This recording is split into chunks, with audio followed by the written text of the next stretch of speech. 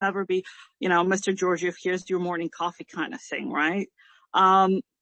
Yes, mechanics, do great, but, you think it's exciting now because you're doing all sorts of weird things in class. But what, for example, if you had to, your job was to change the oil on cars every single day?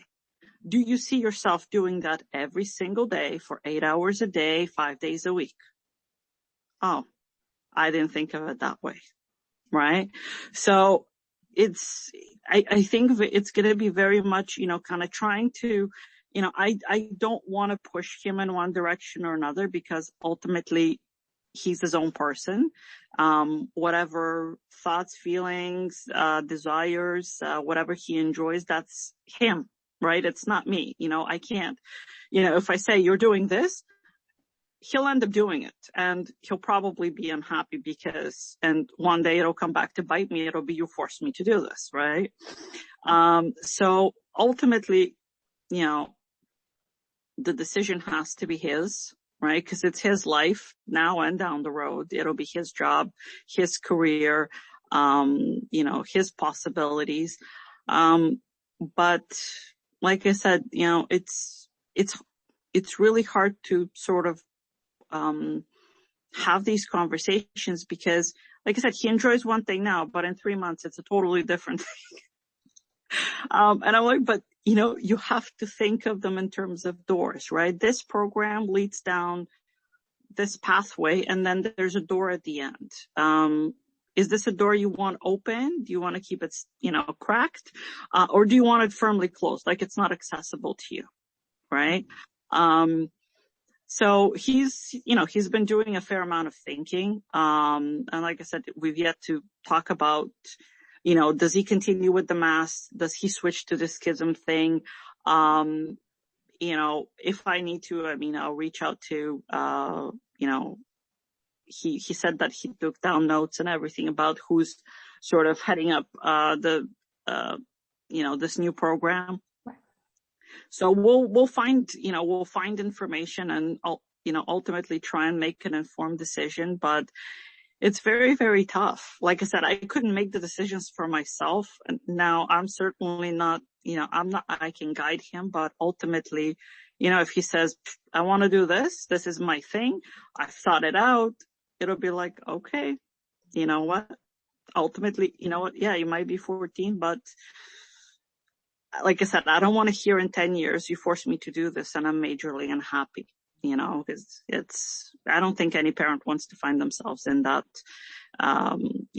oh, you told me to do this and I did it and now my life sucks, So yeah, I don't think it's going to be an easy decision to make, because as much as he's complaining about there's a lot of work and it's a heavy load and, the courses are accelerated, he's brilliant at it. Like, he just has the mind for, I never have math and science. I last took an OAC calculus, and I said, for as long as I live, I never want to encounter math again in any way, shape or form.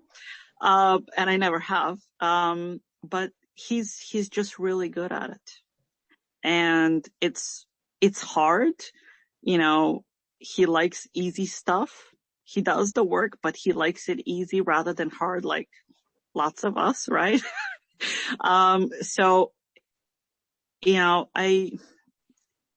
it's hard for me to kind of go, okay, can you not see it? Like, can you not see what a perfect fit this is for you? Mm-hmm. And you're now bringing this other thing because you think it might be easier, but easier is not always better.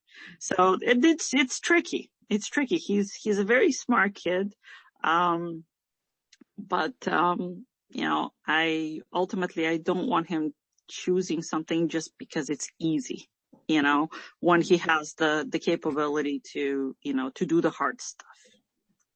Nellie, I'm just going to interrupt for one second. I have a couple more questions to ask before we wrap up. But Vidya, I know that you have to run to another meeting. So, thank you. You're on mute. Oh, there you go.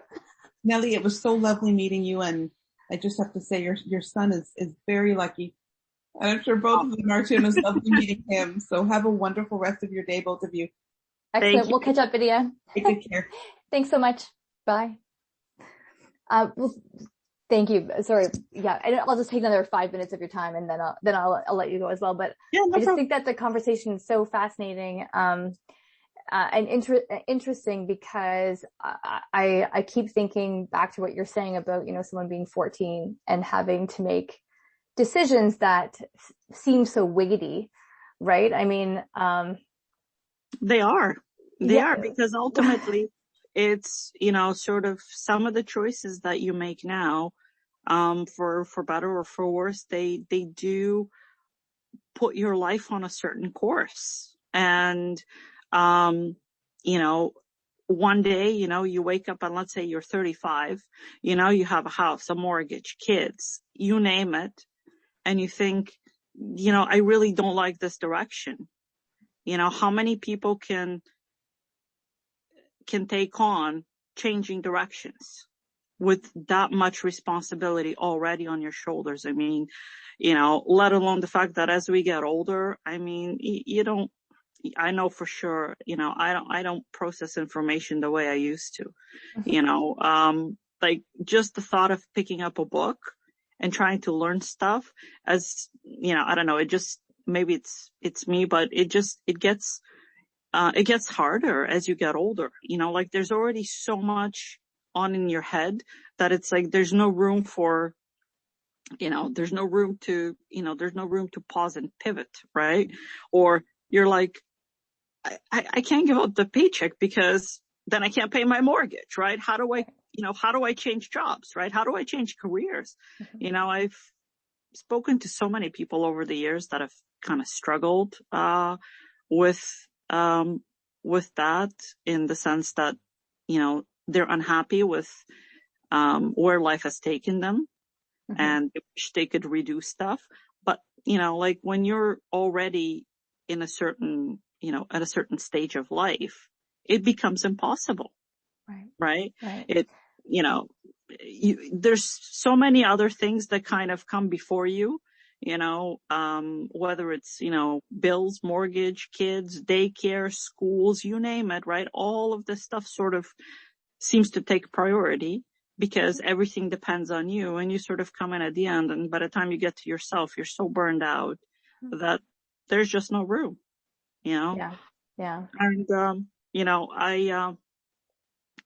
my mom is, unfortunately, a very, very good example of what sort of happens when you get told, to do a certain thing.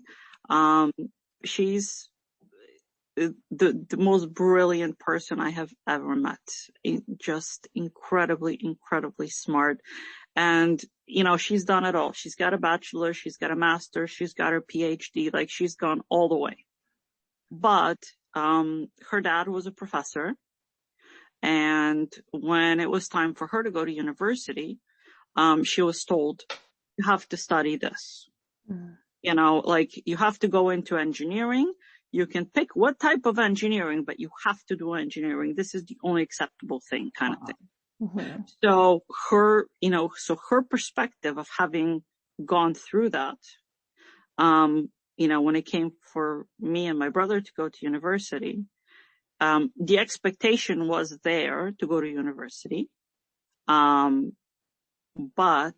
she goes, I would never, because I was told what to do, and I know what it, how it impacted my life. Whatever you guys choose to do is whatever you guys choose to do. And that's always kind of, that's kind of trickled down. And it's always kind of stuck with me.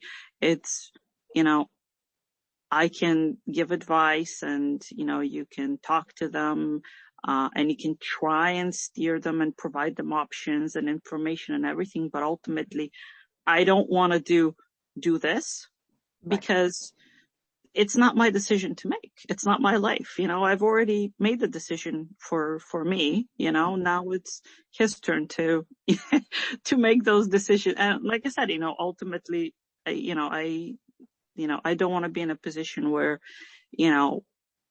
me doing something. I want him to be happy and fulfilled and, like I look at my